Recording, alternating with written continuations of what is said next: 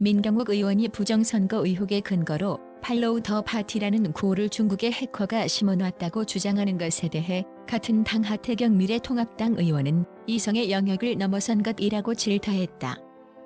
하 의원은 23일 오전 자신의 페이스북을 통해 부정선거 주장하는 민경욱 의원 출당 요구가 가혹하다는 의견이 있다며, 하지만 팔로우 더 파티 주장하는 이분이 당에 남아있으면 괴담으로 당이 심각히 오염될 수밖에 없다고 우려했다.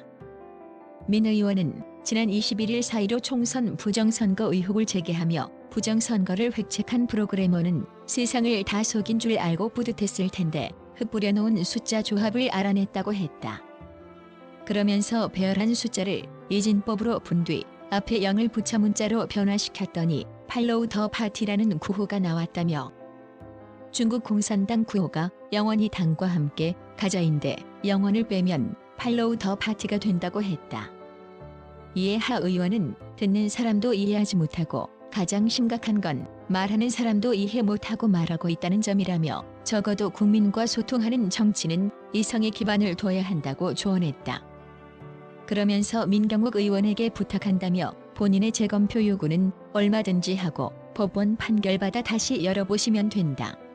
하지만 의혹 제기는 이성의 범위 안에서 해야 한다고 덧붙였다. 앞서 하 의원은 전날 자신의 페이스북을 통해 국민의 조롱거리가 되고 국제적 망신거리가 되고 있다며 통합당은 민 의원을 출당시켜야 한다고 했다. 그러자 민 의원은 하 의원을 겨냥 동료 의원에게 모욕적인 언사를 사용하려면 그 인사는 우선 훈표나 전자개표기의 무선 통신 가능 여부, QR코드와 52개 숫자의 의미 같은 기본 개념은 탑재하고 있어야 하는 게 아닌가. 어이가 없다고 반박했다. 문 대통령은 취임 직후인 2017년 5월 23일 노 전 대통령 서거 8주기 추도식에 김정숙 여사와 함께 참석한 이후 추도식을 찾지 않고 있다. 문 대통령은 당시 추도사에서 저는 앞으로 임기 동안 대통령님을 가슴에만 간직하겠다. 현직 대통령으로서 이 자리에 참석하는 것은 오늘이 마지막일 것이라고 밝힌 바 있다. 문 대통령은 이제 당신을 온전히 국민께 돌려드린다. 반드시 성공한 대통령이 돼 임무를 다한 다음 다시 찾아뵙겠다면서 그때 다시 한 번 당신이 했던 그 말, 야, 기분 좋다. 이렇게 환한 웃음으로 반겨주십시오라고도 했다. 문 대통령의 이 같은 선언은 취임 이후 국민 모두의 대통령이 되겠다고 밝혔었던 만큼 자칫 정치적 오해나 논란을 피하고 국정에 매진하기 위한 것으로 풀이됐다. 8주기 추도식 이후 문 대통령은 실제로 추도식에 참석하지 않았다. 서거 9주기였던 2018년엔 한미정상회담을 위해 김 여사와 방미 중이었고, 서거 10주기였던 지난해에는 김 여사만이 추도식에 자리했다. 올해는 문 대통령은 물론 김 여사도 참석하지 않았다. 문 대통령은 조화를 보내는 것으로 추모의 뜻을 전했다. 청와대에선 노영민 대통령 비서실장과 강기정 정무수석, 김광진 정무비서관 등이 참석했다.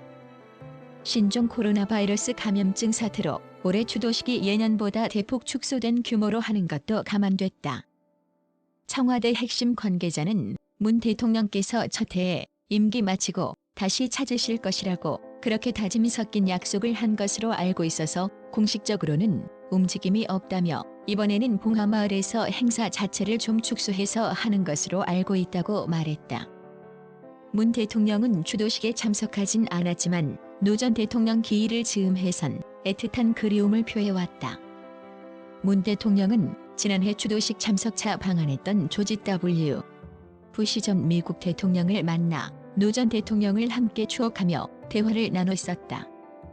부시 전 대통령이 노 대통령과 저는 좋은 기억이 많다며 노 전 대통령 부부와 단독 오찬 때 가족에 대한 대화를 나눴던 일을 회상하자 문 대통령은 예전에 노 대통령께선 부시 대통령과 대화를 나눠보면 소탈하고 진솔한 면이 많다면서 편하게 대화를 했다고 평가를 했었다고 기억했다.